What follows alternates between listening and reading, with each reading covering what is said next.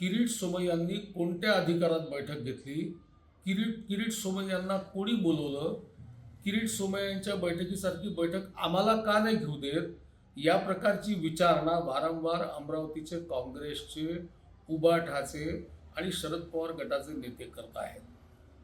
यांना खरोखर बैठक घेऊ द्या, यासाठी घेऊ द्या की यांना ज्या 1016 लोकांवर गुन्हे दाखल झाले आहेत, की ज्यांनी खोटे कागदपत्र दाखल करून जन्माचे दाखले मिळवलेले आहेत, हे लोक कोण आहेत? त्यांना वाचवण्याची कणव असलेले लोक किरीट सोमय्यांवर आणि भारतीय जनता पार्टीच्या महापौरांवर टीका करत आहेत. यांनी पहिले समोरून हे बोललं पाहिजे की अमरावतीमध्ये 2896 जन्माचे दाखले हे अवैधरित्या दिल्या गेले. हे कोण आहेत? ही मंडळी कोण आहे? ही बांगलादेशी आहे, बाहेरून आलेली आहे. यांनी खोटे कागदपत्र का दाखल केले याची चिंता कोणालाही नाही.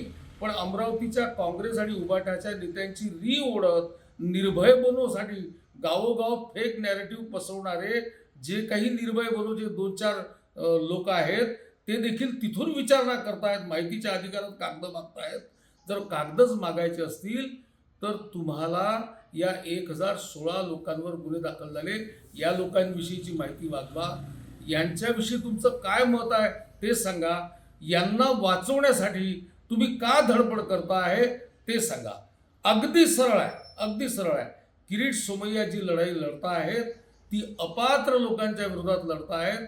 या अपात्र लोकांचा पुळका तुम्हाला काय येतो आहे, पहिले याचं उत्तर द्या आणि नंतर नियमांच्या गोष्टींवर बोट ठेवणं सुरू करा.